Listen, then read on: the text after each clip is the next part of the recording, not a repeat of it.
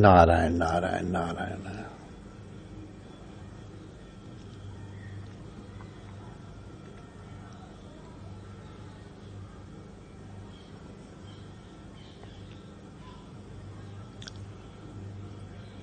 हमारे ऋषियों ने एक बड़ी अद्भुत परंपरा चलाई है।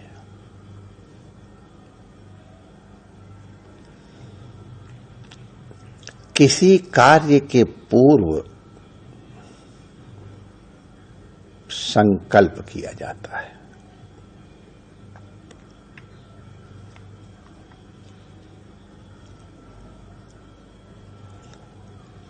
आजकल लोग संकल्प के ऊपर बहुत ध्यान नहीं देते हैं।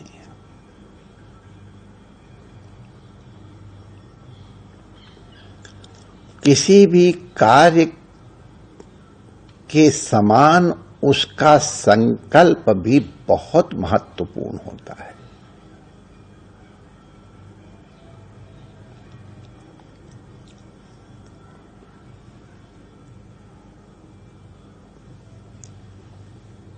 हम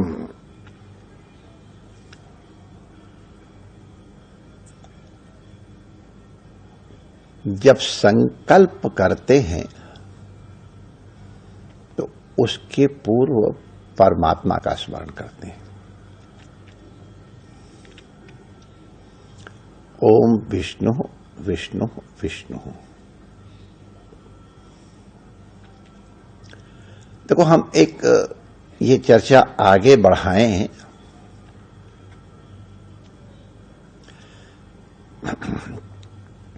इसके पहले संकल्प कितना महत्वपूर्ण होता है, इसको समझ लें। और इसलिए भविष्य में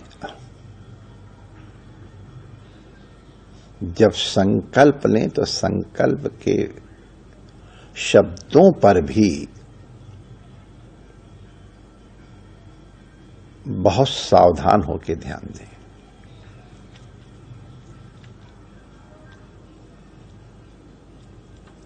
बिहार की एक घटना है।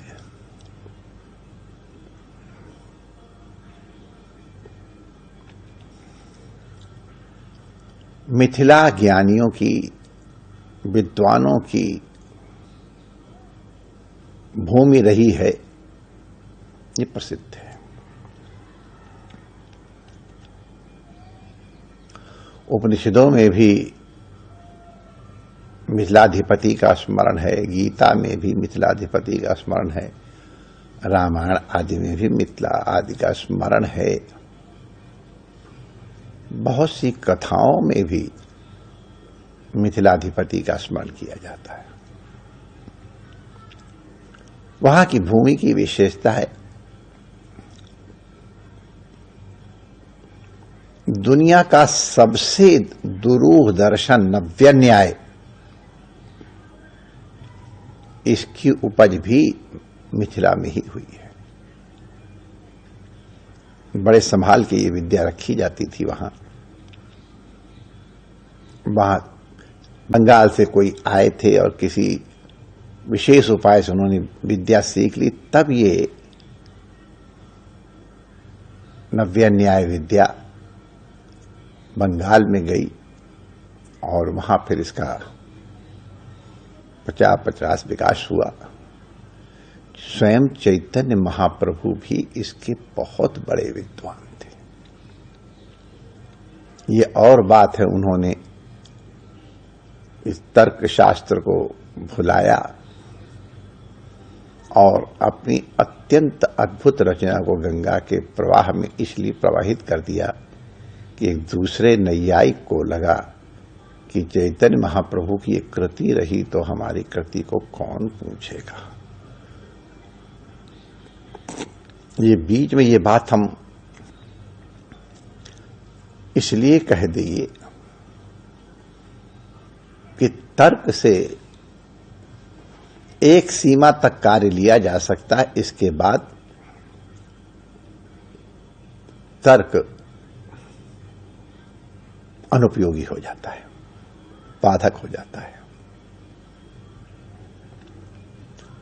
नाव कुछ दूर तक तो साधक है, लेकिन नदी पार हो गई तो नाव छोड़ देनी चाहिए। अगर ढोते रहेंगे तो चल नहीं पाएंगे।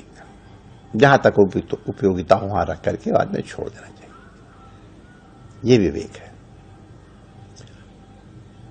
नहीं भाई, इसने तो हमारा इतना काम किया, हमको नदी पार कराई है, वरना मैं तो डूब ही जाता, आ ही नहीं पाता, इसका मेरे ऊपर बहुत उपकार है। तो उसके उपकार का यही है कि उसको प्रणाम करके और त्याग दें कि उसने जो आपको इस पार तक पहुंचाया है, उसको प्रसन्नता होगी अगर आप लक्ष्य तक पहुंच जाओगे। अस्तु, मिथिला विद्वानों की नगरी है। वहां के राजा भी विद्वान और वहां के राजगुरु तो फिर और बड़े विद्वान होने चाहिए। याज्ञवल्क्य इत्यादि का नाम आप लोगों ने श्रवण किया ही है।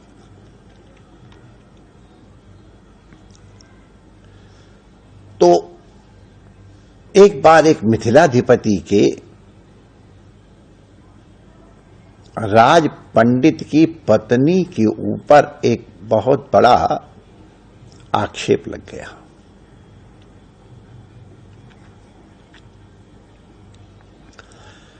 राज पंडित युवा थे, बहुत विद्वान, बड़े तपस्वी भजनानंदी, और भगवत कृपा से उनकी पत्नी उतनी ही अधिक श्रद्धालु, परमेश्वर और पति परमेश्वर दोनों की भक्त। पति परमेश्वर की भक्ति दृढ़ रहे, इसलिए परमेश्वर का भोलेनाथ के रूप में वो ध्यान और पूजन करती थी।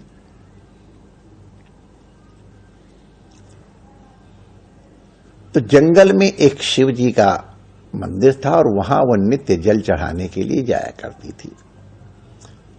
जितनी अंदर से सुंदर थी उतनी ही बाहर से भी वो सुंदर थी।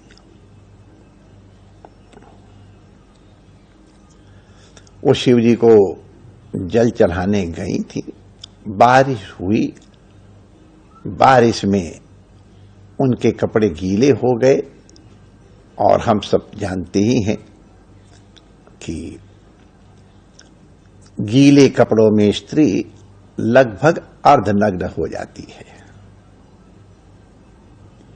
और ऐसी अवस्था में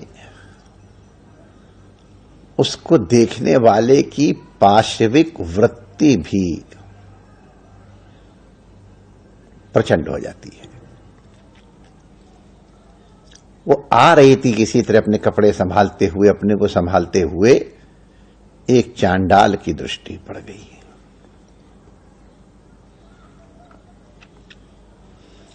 अब वैसे बेचारा शायद कभी इस तरह की चेष्टा न करता, लेकिन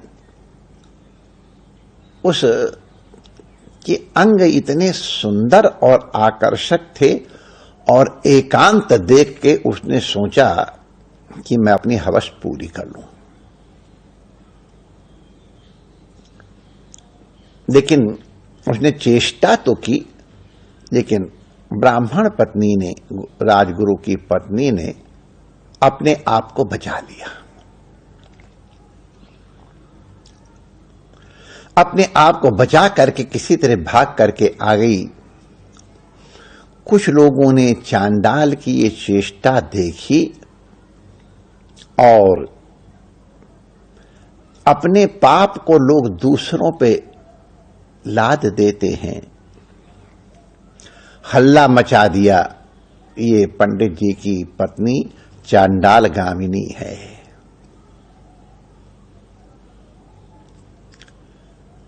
इसको चांडाल ने प्रयोग कर लिया है।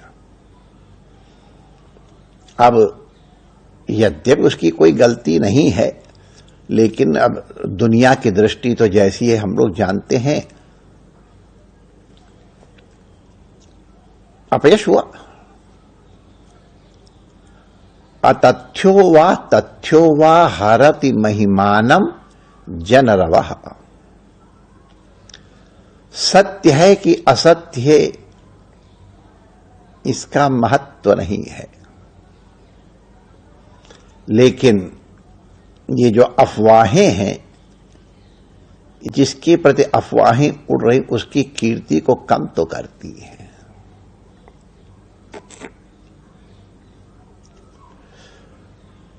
बड़ी भयंकर स्थिति हो गई। वो कहती है कि आप किसी तरह मेरी परीक्षा ले लो, मैं चांडाल गामिनी नहीं हूं।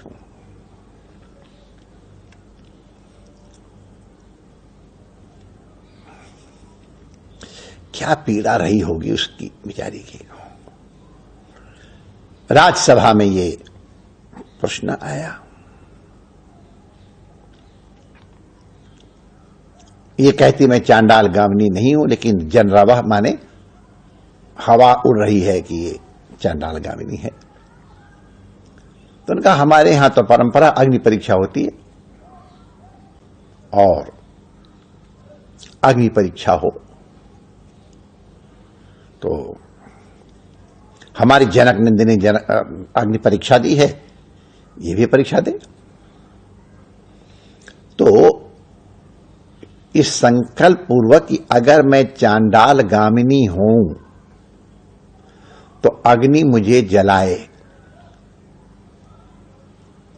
नहीं हूं तो अग्नि मुझे न जलाए। ये संकल्प उसके हाथ में जब अग्नि दी गई तो हाथ जलने लग गया और अग्नि नीचे गिर गई। अब पक्का हो गया, भरी सभा में निर्णय हो गया। अब रो रही है मैं चांडाल गामिनी नहीं हूं, कौन सुने।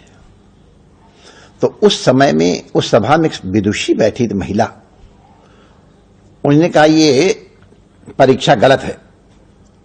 पूरी सभा सन्नाटा हो गई, क्यों गलत है।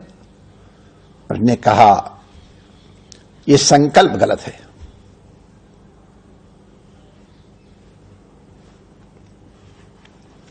क्या संकल्प गलत है। उन्होंने कहा जैसे मैं कहती हूं वैसे संकल्प कराओ। क्या बोलो संकल्प। तो उस संकल्प में उस माता ने, विदुषी ने कहलाया, यदि मैं पति अतिरिक्त किसी अन्य की गामिनी हूं तो अग्नि मुझे जलाए, अन्यथा न जलाए। अब उसके हाथ में अग्नि दी गई तो अग्नि ने उसको जलाने हाथ में लेके खड़ी रही है। पूरी सभा में सन्नाटा छा गया। ये चांडाल गामिनी तो है, क्योंकि चांडाल गामिनी होने के कारण इसका हाथ जला था, लेकिन पति अतिरिक्त अन्य गामिनी नहीं है, इसलिए पति से अतिरिक्त किसी का इसने गमन नहीं किया है। तो अब समस्या वहां से हटके पंडित जी के ऊपर आ गई। इसके माने ये चांडाल गामिनी है, लेकिन पति से अतिरिक्त और किसी के साथ इसने शारीरिक संबंध नहीं रखा है, इसलिए पंडित जी चांडाल सिद्ध हो गए। अब ये और बड़ी भारी समस्या, मिथिला राज का राज पंडित चांडाल। अब तो और बड़ी गंभीर समस्या हो गई, उससे भी बढ़कर के। तब फिर उस स्त्री ने कहा, विदुषी ने कहा कि चांडाल की कई परिभाषाएं हैं, उसमें से एक परिभाषा ये भी है कि इतनी पीढ़ी के अंतर के बिना अगर विवाह होता है और कोई संतान उत्पन्न होती है तो उस विवाह से उत्पन्न संतान चांडाल मानी जाएगी। इसलिए इतने कुल, मातृ कुल के इतने कुल, ये सब नियम है। देखा गया था पंडित जी के संग वो हुआ था, और इसलिए तब से मिथिला में एक परिपाटी बन गई है। वहां विवाह की बाकायदे एक तरह मेला लगता है, दुकान लगती है। वहां पंजीकार में रजिस्ट्रार बैठे होते हैं कि देखो भाई इनका विवाह होता है कि नहीं होता है। अब पहले तो होता था, अब क्या है मुझे मालूम नहीं है। तो पंजीकार निर्णय करते, उनके पास सब लिस्ट होती थी। हाँ, अब इनका संबंध हो सकता है क्योंकि इतने वंश के अंदर ये नहीं आते हैं। तब ये पता चला कि पंडित जी उस तरह से नहीं, इस प्रकार से हुआ था। उसका उन्होंने प्रायश्चित करके और समाधान कर दिया। तात्पर्य क्या है, आपने देखा, जीवन मरण का प्रश्न हो गया था उस माता के लिए। राजगुरु की पत्नी के लिए कि चांडाल गामिनी है, तो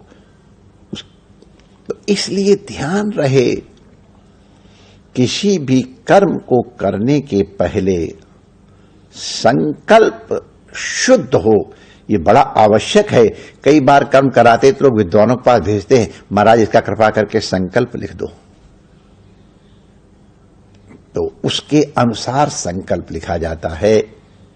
माय डियर, किसी भी सकाम कर्म के पूर्व जो संकल्प करते हैं वो बहुत महत्वपूर्ण है। इसलिए किसी भी कार्य के पूर्व हम क्या संकल्प कर रहे हैं उसके विषय में बहुत सावधान रहना चाहिए। हम इस संकल्प की चर्चा फिर आगे करेंगे। जय श्री कृष्ण।